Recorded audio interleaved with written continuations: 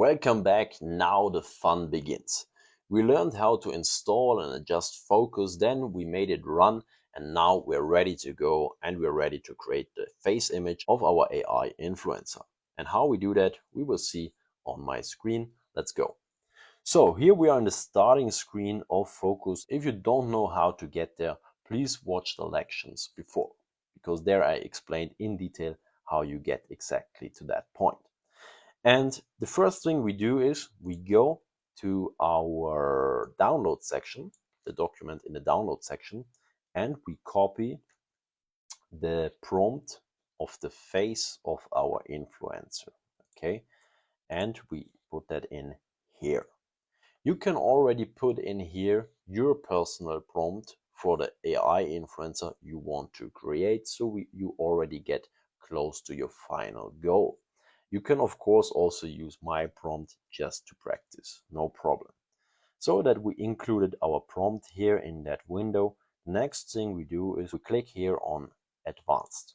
So we get more settings, and then we click here on JPEG and we increase the number of images we want to produce to 4.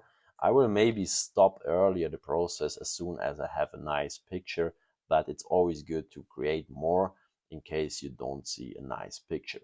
Then we choose the aspect ratio to 1:1. This is this square image for Instagram, for example. And here it's important to click quality, because with speed it takes less time to produce the image, but with quality obviously we get a better quality. Then we go to models and we choose the model realism engine. This is one of the models we uploaded exactly for that purpose. Everything else we leave it how it is. We go back here, check one more time if everything is nice and fine. Okay, our prompt is here, and then we can click generate. And now the magic happens. Now the image of the face of our AI influencer will be created. This process can also take several minutes, because before the process starts also other models are downloaded and everything. So it's quite a complex software in the background, I guess, but this is not of importance to us because we just want the results. So we just wait until we get our face images, and then I will get back to you. So we are now live in the creation process of our image, and what you see here is typical for Stable Diffusion.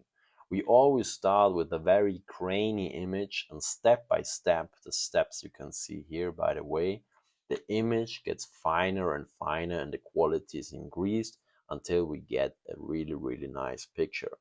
I already see that this is a good picture. I think we will take this first one and I will just stop the process as soon as it is completed, and we will work with that image, because obviously this is just an example for the course, but it's already a very nice face.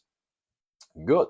Now as we see it's done, I click stop to stop the process, and now we have our image. The first thing I do is I click here and I save this image in my downloads. As you can see, I already have 2 images. This is because I also filmed that course in German. So this was for the German viewers, and now I do this again in English. So now we saved it. The next thing we do is we improve details. In this particular example, it would not even be necessary, I want to be honest, because the eyes are actually pretty perfect. But sometimes they are not perfect and they are a little bit damaged. So you have to know how to improve that, and that's what we do now. So you click here on input image, on in paint or out paint, and then with drag and drop you take that image down here, and now we can work here. Then with the shift key and the mouse wheel we can zoom in, and with the control key and the mouse wheel we can change the size of the brush. And what we do is we just mark the eyes a little bit like this, then we zoom out again, we go down here and we choose improve detail, face, hand, eyes, etc. And in this additional prompt which is opening, then we type in beautiful blue eyes.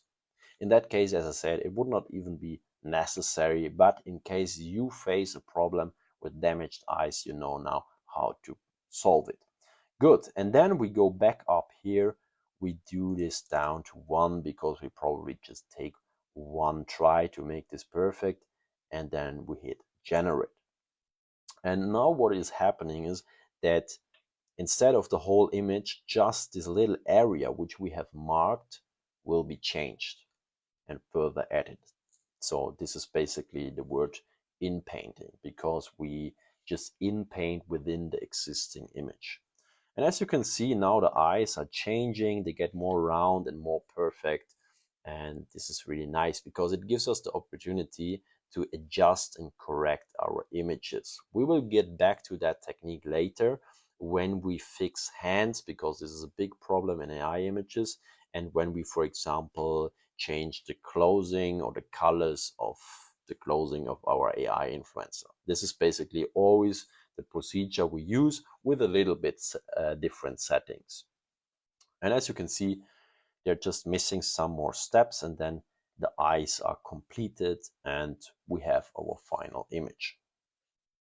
So we just wait a couple of more seconds until this is done, and then I can save that image as well.